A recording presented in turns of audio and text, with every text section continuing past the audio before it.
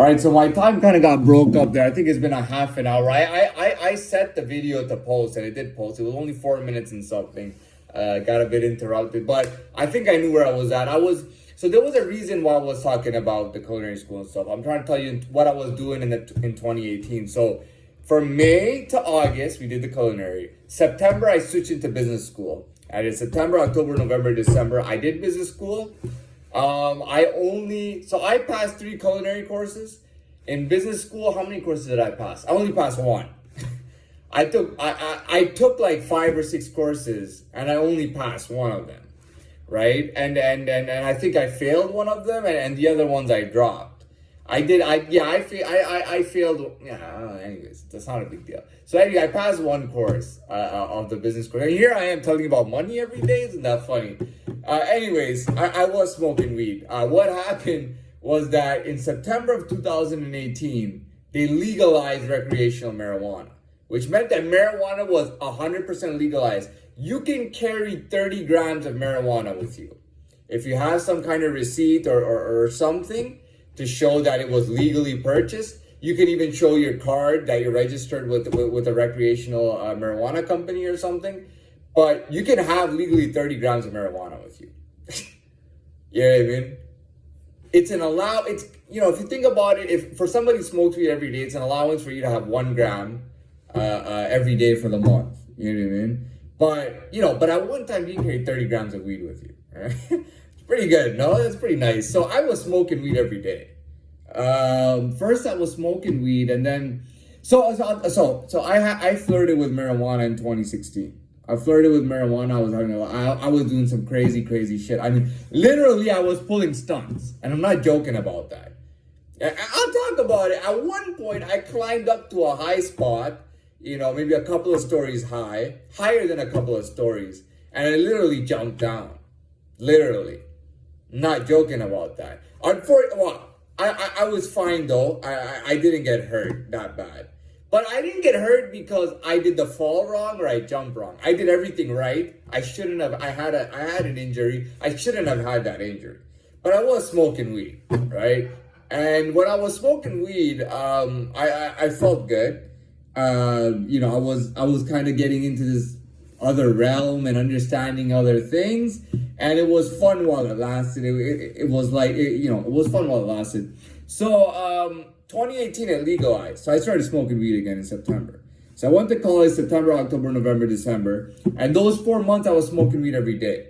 I stopped smoking it and I started taking it in oil form. So what happens is that 1 milliliter of oil roughly is supposed to be equal to a gram of weed.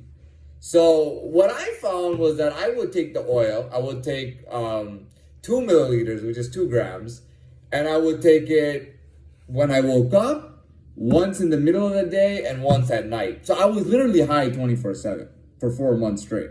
I'm not joking about that. I was high 24/7. I went to college high. The entire time of the class, I was high. Edibles, anyway, let's not talk about that. So some people are idiots, They're gonna spike your edibles. They're total idiots. Anyways, the point is, so I was using the oil form, and the high would last about 4 to 6 hours, and I took it 3 times a day. So I was literally high pretty much 24/7. I was high. I take it before going to sleep. I wake up. I take it before drinking a coffee. You know what I mean? I used to, yeah. So I was high every day in 2016. I did a lot of stunts.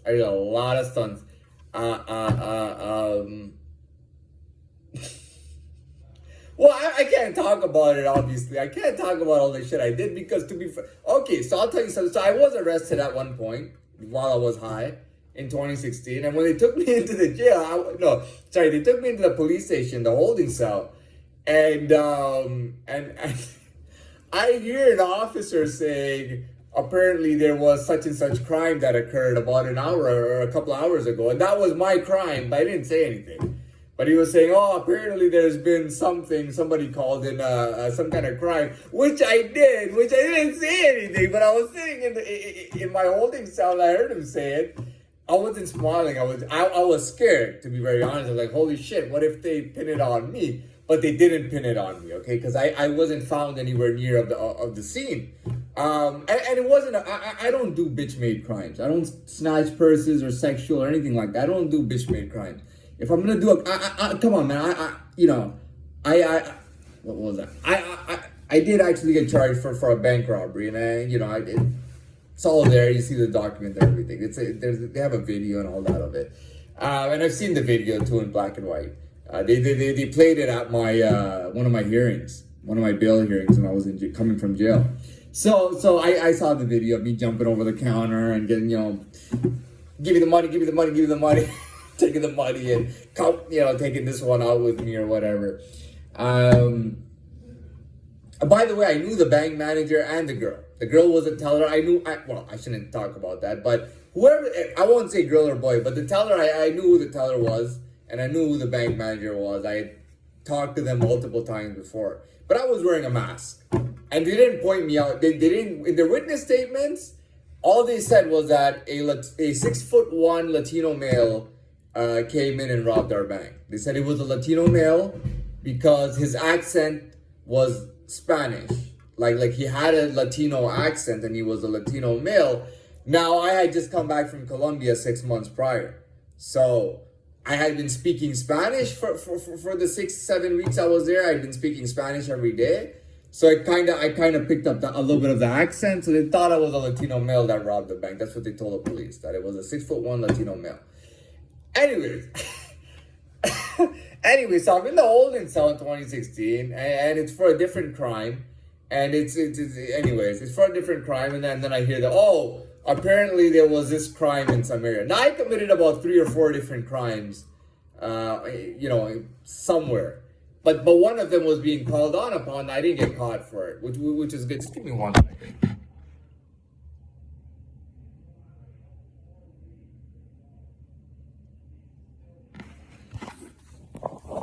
All right, so I had committed about 3 or 4 crimes in the same. Well, that day I committed a lot of crimes, and I didn't get caught for any of them. I got caught at the end for the crime I did. But anyways, what happened to the? All right, so I was sitting in this police station and they called it out. Anyways, after that I went cold, stopped smoking weed.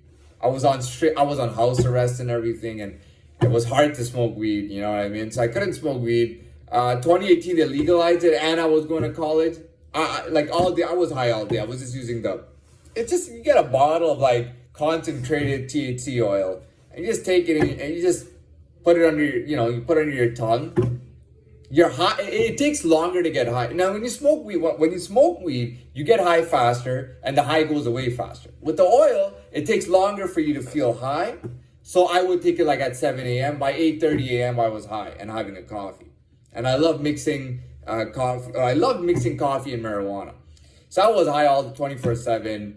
And then I finished that year. Finished 2019 came in. I got a job, full-time job at a call center, the call center associate. And then I found myself in this place. They just totally fucked me over. They had told me that you will not be incarcerated in any way. You spend a year or 2 going to college or just living out there. And doing checkups and stuff and attending whatever, and then that's it, and then you're free and you go with your business. But I asked them literally, does this occur? No. So they fucked me over big time. But back then I was at level 1, so I'm not that upset about it anymore. Understanding the level I'm at now, and then the point of this whole video was that I was gonna talk about changes. Now in 2018, the point of me telling you that was that from May to August, I did school in downtown Toronto, right? So downtown Toronto, everybody was seeing me over there. This time, from September to December, I did Square One, and I was really fucking around because I was high all the time. So I go to the mall, walk around, do all kinds of shit, and everybody was watching me. Everybody was watching me. People were lying to each other and saying that, people would ask people, do you know who this guy is? He went to this high school. Do you know who he is? And they would say, no, we don't know who that is. Have you ever heard of this guy? Nope. Did you ever go to school with him? Nope. Would you like to go meet up with him? Nope. He's going to be at the mall today. Do you want to go there? Nope. I didn't recognize one face. knowing that I had been to school in the area, I had worked in the area, I'd spent like over 20, or I had spent 20 years in that area, and I didn't see one familiar face. And I was like, literally every day I was out all day long, high and out all day long. I didn't see one face. People were avoiding me like the Black Plague. I remember this one moment I walk out and there's an undercover female officer with a bunch of grocery bags, and she's walking by me, and I don't know what it was about, but I was exiting the mall and she's walking by me smiling, and I said, how's it going? I said, hi. And she goes, fuck. And she says it loud, fuck. Right? Because she knew that I had been catching undercover officers. I caught one officer in a neighborhood near me. He was in like a plumbing van or something like that. And he was pretending to be a worker. And I walked by, how you doing? And he got so pissed off. Looks out, what do you want? What the fuck? He was tweaking. He was like in his 40s. They were doing an operation on one of the houses. You know what I mean? Pretending to be plumbing or construction or something. And he got so, like, he wanted to kill me at that point. Not himself, he wanted me dead. Like I called him out in front of the neighbor. He was really upset looking out the window at me. He was really upset, man, because I caught him. He was an undercover, and they were doing surveillance on a house nearby. And but anyways, the point is, like, yeah, so I walked by her, and then I see there's this exotic car standing in front of the mall, and it just goes vroom, like right when it sees me. Then there's this black guy, like dark as night, this black guy. I don't know what, maybe he was a pimp or something. I don't know what he was. But he's sitting in his two-door, and he sees me, and he's going vroom, just runs away. Everybody was going crazy, you know. Couldn't see a single familiar face. Nobody wanted to hang out with me. Everybody knew I'd be at the mall. Nobody wanted to call me. Nobody wanted to talk to me. Everybody was avoiding me. But I had a shitload of fun, and it was a good experience. Later on, I realized that I didn't need marijuana. Especially at this point, I mean, they might, you know, someone can trick me into drinking a marijuana pill, a THC pill, and that's a different situation, but I'm not voluntarily getting high. I don't need to get high. I don't need to get drunk. I do enjoy drinking, but one drink only. I have gone out to a beach club and had one beer only, by the way. So I do enjoy alcohol, but I never get drunk. I will never voluntarily get high or anything like that. Have I gotten high? Probably, because they probably slipped me THC pills a number of times. So I have gotten high here, to be honest. They put parasite eggs in my pill. They put THC. I've had all sorts of stuff. They gave me and I know this, I think it's called corticosteroid. So they have corticosteroid in asthma forms. It's really intense and it's red. If you're having breathing issues, you take it. I was living on the 16th floor of a building and I started having breathing issues. I don't know what the deal was. And for about 2 or 3 months in my whole life, I never had asthma or anything. I did a lot of sports, but I took that corticosteroid. So when I tasted it, I knew it was corticosteroid, and I knew they had given me corticosteroid quite a few times. Sometimes they would give me this thing that would make my genitals get hot. My genitals would get hot, and I would get super horny at night. You know what I mean? They put something in my pill, so before I go to see it, my genitals were exuberating heat. I could put my hand close to them, like, holy shit, they're hot. You know, and I was horny as fuck, because they just, I don't know what they were putting. So it's a big fucking game. All this shit is a game here. This is all bullshit. This is all a fucking game. I'll tell you right now, it's all a fucking game. But anyways, moving on. The whole point of all this, and it's gonna have to be a short conclusion because I'm running out of time. The whole point of this was to tell you that I spent all of that time being very noticed in public. Then I spent all these years stuck in here. There's people who haven't seen me. There's a shitload of people who haven't seen me in 3 years. Okay, in 3 years they haven't seen my face, or they haven't seen me out anywhere. There's and I'm talking thousands of people, thousands and thousands. Toronto, there, here and there, everywhere. Nobody's seen me, and I threw up that little ping pong thing. I can't play ping pong, but I can do all that. I have learned the uncanny. All the unconventional techniques you can imagine, I've gotten good at in this time. I've used it for something. You know, it's bettered me in some way. The system worked in the way it's a correctional goddamn facility. It's supposed to set you up so you can live a legit life out there without committing any illegal crimes. So that's the deal, you know what I mean? There's a lot of changes in me. You know, one day when I get out, everybody's going to look at me and go, they might not even see me, but maybe if they want to make the trip to Toronto or something, or I don't know, whatever the case is, I don't think they want me back in where I was. They definitely don't want me back there. That's for sure. They definitely don't want me back there. But anyways, I'm done. I just ran out of time.